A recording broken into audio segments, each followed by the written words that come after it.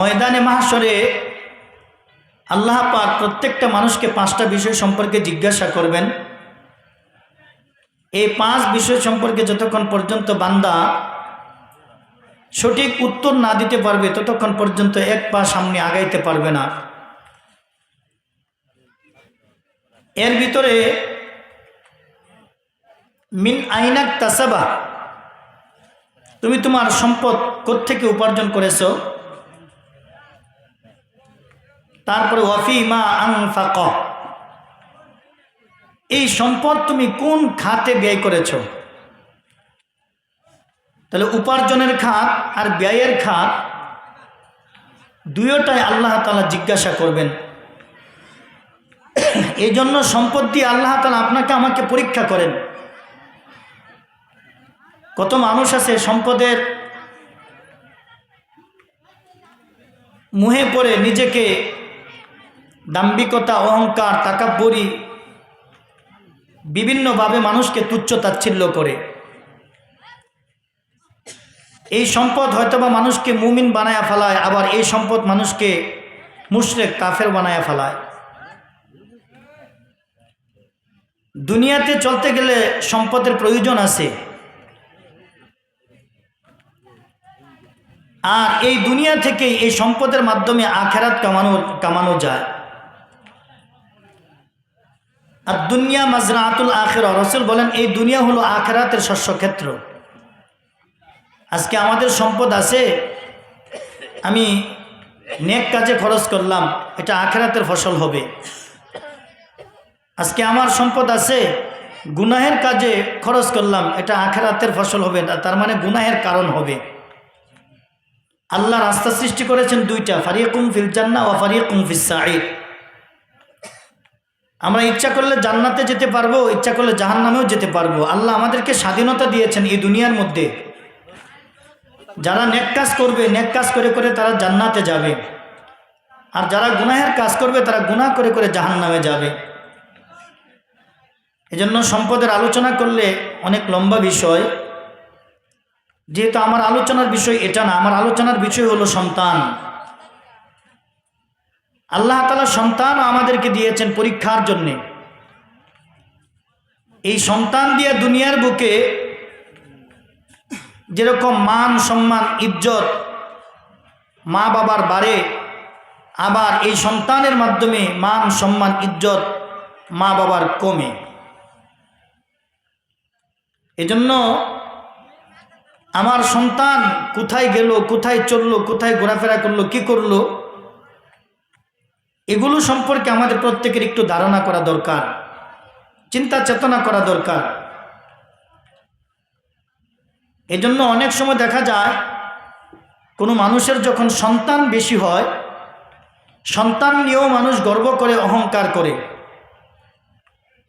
কারণ এই সন্তান দিয়ে মানুষ মনে করে যে আমাকে কেউ প্রতিহত করতে পারবে না। আমার 10-12 জন সন্তান আছে, এক একজন যদি এক একটা করে লাঠি নেয় তাহলে আমার সাথে কেউ মারামারি করে যুদ্ধ করে পারবে না। আসলে তো সন্তান আল্লাহ তাআলা এই জন্য দেয় নাই।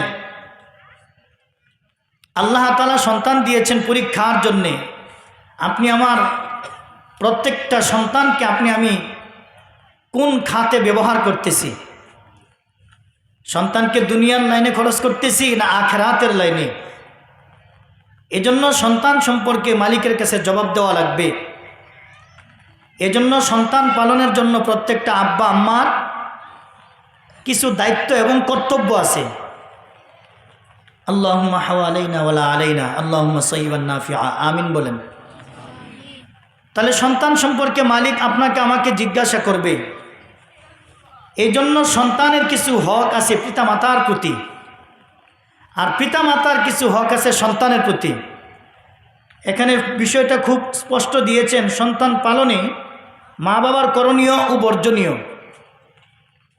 আমি আমার সন্তান লালন পালন করতে গিয়া আমার সন্তানের কি হক আছে আমি বাবা হিসাবে, সেই বিষয়ে চিন্তা চেতনা করা। এজন্য দুনিয়াতে যখন সন্তান আসে তার আগের থেকে চিন্তা ফিকির করা। দুনিয়াতে যখন কোনো মানুষ বিবাহ শাদী করে,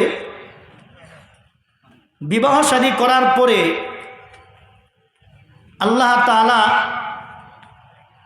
বৈধ মিলনের মাধ্যমে সন্তানের ব্যবস্থা করেন। এজন্য সন্তানটা যেন আমার তাহারাত পবিত্রতা থাকে, তখন আমাকে আগের থেকেই চিন্তা ফিকির করতে হবে। আমি একটা একটা সামনের দিকে আগাই, তারপরে ইনশাল্লাহ বিস্তারিত আলোচনা করব। দুনিয়াতে যখন কোনো শিশু সন্তান জন্মগ্রহণ করে, পয়গম্বর হাদিসের মধ্যে বলেন প্রত্যেকটা শিশু সন্তান ইসলামের ফিতরাতে জন্মগ্রহণ করে।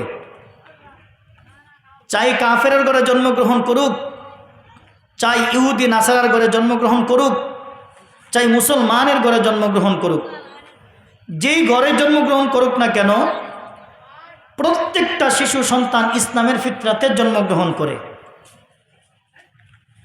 দুনিয়াতে যখন সন্তান ভূমিষ্ঠ হয়, ভূমিষ্ঠ হওয়ার পরে আস্তে আস্তে যখন সন্তান বালেগ এবং বালেগা হইতে থাকে, তখন এই শিশু সন্তানগুলোকে তার আব্বা আম্মা হয়তো বা মুসলমান বানায়, নতুবা কাফের মুশরিক বেঈমান বানায়।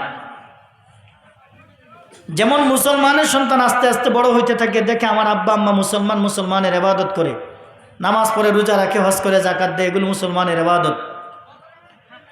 আর কাফের মুশরিক বেঈমানের ঘরে, যেমন হিন্দুর ঘরে যখন কোনো সন্তান জন্মগ্রহণ করে, তখন হিন্দুর সন্তানকে নিয়ে তার মা মন্দিরে নিয়ে যায়, বাবা মন্দিরে নিয়ে যায়, বিভিন্ন দেবদেবীর পূজা করে, তুলসী গাছের পূজা করে, গাছের পূজা করে, মাছের পূজা করে, সূর্যের পূজা করে, চন্দ্র গ্রহ নক্ষত্রের পূজা করে। এখন ওই হিন্দুর সন্তান, সেও তো ছোট মানুষ, বুঝে না। মুসলমানের সন্তান, সেও তো শিশু, তিফলুন, সেও তো বুঝে না। সে কোন ঘরে জন্মগ্রহণ করছে, সে ইসলামের ভিতরে না ইসলামের বাহিরে। এজন্য তার আব্বা আম্মা সন্তানকে মুসলমানও বানায়, কাফেরও বানায়। তার মানে যে যে কোয়ালিটির, যার যেই ধর্ম, সেই ধর্ম অনুযায়ী সন্তানকে এরকমভাবে বড় করে তুলে, লালিত পালিত করে তুলে। তো আল্লাহ তাআলার কাছে ইন্নাদ দীনা ইনদাল্লাহিল ইসলাম, দুনিয়াতে যত ধর্ম আছে সমস্ত ধর্মের মধ্যে সবচাইতে শ্রেষ্ঠ ধর্ম, মনোনীত ধর্ম হলো ইসলাম ধর্ম। যেই ধর্মটাকে আল্লাহ তাআলা নিজে পছন্দ করেছেন। তাহলে আমরা কত দামি, মুসলমানের ধর্ম কত উত্তম একটা ধর্ম। দুনিয়াতে কোনো ধর্মের মূল্য নাই আল্লাহ তাআলার কাছে। আর কোনো ধর্মকে আল্লাহ পছন্দ করে এটা বলেন নাই, একমাত্র ধর্মকে পছন্দ করেন মুসলমানের ধর্ম, ইসলাম ধর্ম। এই ইসলাম ধর্মের ভিতরে যত শিশু সন্তান জন্মগ্রহণ করবে, এই শিশু সন্তান জন্মগ্রহণ করার পরে প্রত্যেকটা শিশু সন্তানের মা বাবার কিছু দায়িত্ব এবং কর্তব্য আছে, পালনীয় আছে, যেই সুন্নতগুলো আদায় করা লাগবে। এর ভিতরে দুনিয়াতে যখন সর্বপ্রথম শিশু সন্তান জন্মগ্রহণ করে, দুনিয়াতে জন্মগ্রহণ করার পরে সর্বপ্রথম 1 নাম্বার মুসলমানের ঘরে যখন শিশু সন্তান জন্মগ্রহণ করবে, খুব খেয়াল করে শোনেন, কারণ আজকে আলোচনাগুলো একটু ভেঙ্গে ভেঙ্গে করা হবে। দুনিয়াতে শিশু সন্তান জন্মগ্রহণ করলে মুসলমানের দুনিয়াতে ভূমিষ্ঠ হওয়ার সাথে সাথে, দুনিয়াতে আসার সাথে সাথে একটা কাজ, একটা সুন্নত সর্বপ্রথম পালন করা লাগবে। সেটা হলো প্রত্যেকটা শিশু সন্তানের কানে, ছেলে এবং মেয়ে, ছেলে যদি হয় ডান কানে আজান, বাম কানে ইকামত, মেয়ে যদি হয় তার ব্যতিক্রম, যদি ডান কানে দেও কোনো সমস্যা নাই, বাম কানে আজান, ডান কানে ইকামত। আর যদি দুজনকে ডান কানে দেওয়া হয়, বাম কানে দেওয়া হয়, কোনো সমস্যা নাই, সুন্নত পালন হবে। তাহলে 1 নাম্বার দুনিয়াতে মুসলমানের সন্তান যখন ভূমিষ্ঠ হবে, এই ভূমিষ্ঠ হওয়ার সাথে সাথে 1 নাম্বার যে সুন্নতটা পালন করা লাগবে, সেই সুন্নত হলো মুসলমানের সন্তানের কানে আজান প্রবেশ করাইতে হবে। এই আজান হলো আল্লাহু আকবার। আল্লাহ শব্দের অর্থ হলো ইসমে জাত, যে আল্লাহকে আমরা জানি আল্লাহর, এটা হলো একদম প্রকাশিত নাম। কাফের মুশরিক বেঈমান সবাই এই নামটা জানে, এই নামে আল্লাহকে ডাকে, কাফেরও ডাকে, মুসলমানেও ডাকে। আর আল্লাহু আকবার কাবীরুন শব্দের অর্থ হলো বড়। আল্লাহু আকবার মানে আল্লাহ সবচাইতে বড়, আল্লাহর চাইতে বড় আর কেউ নাই। আশহাদু আল্লাহ ইলাহা ইল্লাল্লাহ, আমি সাক্ষ্য দিচ্ছি যে আল্লাহ ছাড়া আর কোনো মাবুদ নাই। আশহাদু আন্না মুহাম্মাদুর রাসূলুল্লাহ, আমি আরও সাক্ষ্য দিচ্ছি যে হযরত মুহাম্মদ মুস্তাফা সাল্লাল্লাহু আলাইহি ওয়াসাল্লাম আল্লাহ তাআলার বান্দা ও রাসূল। এরকমভাবে আল্লাহ এবং আল্লাহ রসুলের সাক্ষ্য, নামাজ এবং কল্যাণ, সমস্ত কিছুর কথা বান্দার কানের ভিতরে ঢুকাইয়া দেওয়া। যখন কোনো বান্দার কানের ভিতরে আল্লাহর নামের শব্দ সর্বপ্রথম ঢুকবে, তখন ওই শিশু সন্তান যত কিছু হোক, শ্রবণ শক্তি আল্লাহ তাআলা তাকে দান করেছেন। যখন আল্লাহর নামের শব্দ বাক্য তার কানের ভিতরে ঢুকবে, তখন এই শিশু সন্তানও বুঝতে পারে যে আমার আল্লাহ ছাড়া আর কোনো মাবুদ নাই। তাহলে শিশু সন্তান মুসলমানের ঘরে জন্মগ্রহণ করলে প্রথম আজান আর ইকামত দিতে হবে। আর কাফের মুশরিক বেঈমানের ঘরে যখন কোনো শিশু সন্তান জন্মগ্রহণ করে, তখন উলুলুলু ধ্বনি দেয়। নাউজুবিল্লাহ বলেন। সনাতন ধর্মের মধ্যে কোনো সন্তান যখন আসে, সর্বপ্রথমে তাদের ওই সন্তানদের কানের মধ্যে উলুলুলু দেওয়া হয়। এজন্য আমাদের মুসলমানের সবচেয়ে বড় একটা নিয়ামত, আমরা কেমন মাবুদ পাইছি, রব পাইছি, আল্লাহ পাইছি। আর কেমন ধর্মের মধ্যে আল্লাহ তাআলা আমাদেরকে ভূমিষ্ঠ করেছেন, কেমন ধর্মের মধ্যে আল্লাহ তাআলা আমাদেরকে দীক্ষিত করেছেন। আমাদের ধর্মটা হলো শ্রেষ্ঠ ধর্ম। আর এই শ্রেষ্ঠ ধর্মের কথা, শ্রেষ্ঠ মাবুদের কথা, শ্রেষ্ঠ রবের কথা, আল্লাহর কথা মুসলমানের সন্তান যখন দুনিয়াতে আসবে, আসার সাথে সাথে 1 নাম্বার আজান, 2 নাম্বার হলো ইকামত। এই দুইটাই হলো এক। তাহলে আজান দেওয়ার সাথে সাথে অনেক সময় দেখবেন বাচ্চারা কান্নাকাটি করে, কান্নাকাটি পর্যন্ত বন্ধ হয়ে যায়। কিন্তু আমাদের দেশে একটা রুসুম আছে এখনও, কিন্তু আগে এই রুসুমটা বেশি ছিল। কোনো ছেলে সন্তান যখন দুনিয়াতে ভূমিষ্ঠ হয়, ভূমিষ্ঠ হইলে তখন বাড়ির আঙ্গিনার মধ্যে দাঁড়ায়া জোরে জোরে কানের মধ্যে আঙ্গুল দিয়ে বেটা মানুষ আজান দিত। কিন্তু না, সিস্টেমটা এরকম না। সিস্টেমটা হলো এই আজান মহিলাও দিতে পারবে, পুরুষও দিতে পারবে। এই দাত্রী বেটি যিনি থাকবেন, যিনি ধনী বেটি, ওই মহিলাও দিতে পারবে। এবং বাহিরে আয়না যদি পুরুষ থাকে, তার কাছে দিলে কানে কানে আজান দিয়ে দিবে। অর্থাৎ দূরে দাঁড়ায় আজান দিবে, এই আজান না। তার মানে কানে কানে আজান দেওয়া, কানে মুখে আজান দেওয়া। এই হলো 1 নাম্বার সুন্নত। মুসলমানের সন্তান ভূমিষ্ঠ হইলে মা বাবার উপর 1 নাম্বার দায়িত্ব এবং কর্তব্য হলো সন্তানের কানে আমার রবের আওয়াজ শোনায় দেওয়া। এজন্য আজান সর্বপ্রথম মুসলমানের কানে, ইকামত সর্বপ্রথম মুসলমানের কানে প্রবেশ করায় দেওয়া।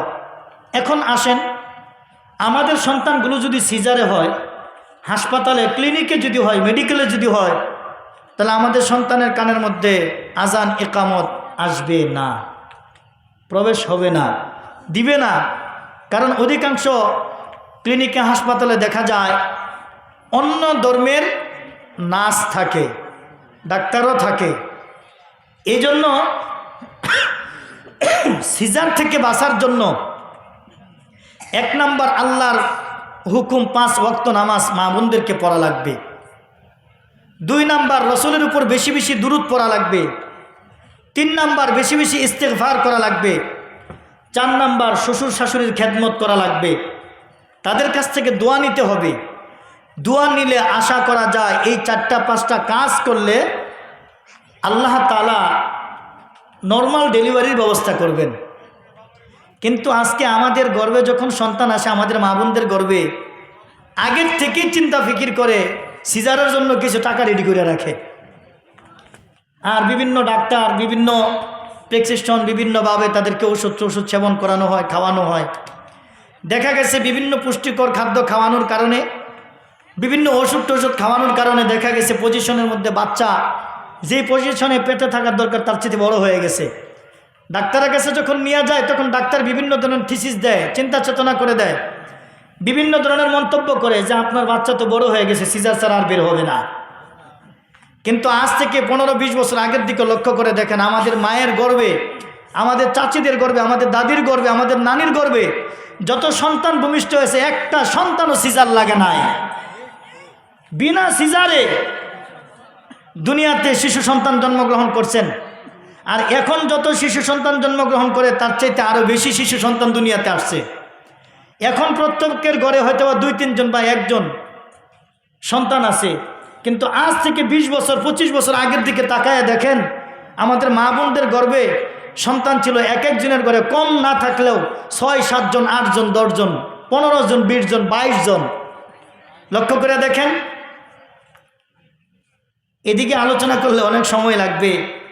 দেখা গেছে মানুষ সন্তান নেয় না রিজিকের অভাবের কারণে। তো রিজিক দেওয়ার মালিক কে? আরো জোরে বলেন, রিজিক দেওয়ার মালিক। আমরা 10 ভাই বোন, আল্লাহ কি না খাওয়ায় রাখছে? আমার বাপ চাচারা 11 জন, আল্লাহ না খাওয়ায় রাখছে? না খাওয়ায় রাখে নাই।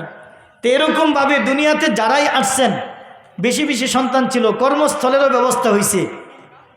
আর এখন যারা 10 ভাই বোনের মধ্যে আছেন, দেখেন আল্লাহ তাআলা 10 জায়গায় সুন্দর করে সেট করে রাখছেন।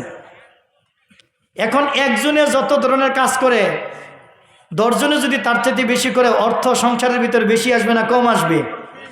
এজন্য রিজিকের ব্যবস্থা কে করেন? আল্লাহ বলেন, ওয়ামা মিন দাব্বাতিন ফিল আরদি ইল্লা আলাল্লাহি রিজকুহা। দুনিয়ার ভিতরে যত বিচরণশীল প্রাণী আছে সমস্ত প্রাণীর রিজিকের ব্যবস্থা আল্লাহর কাছে। সুবহানাল্লাহ বলেন। এই মানুষ দুনিয়াতে পাঠানোর 500 বছর আগে আল্লাহ রিজিকের ব্যবস্থা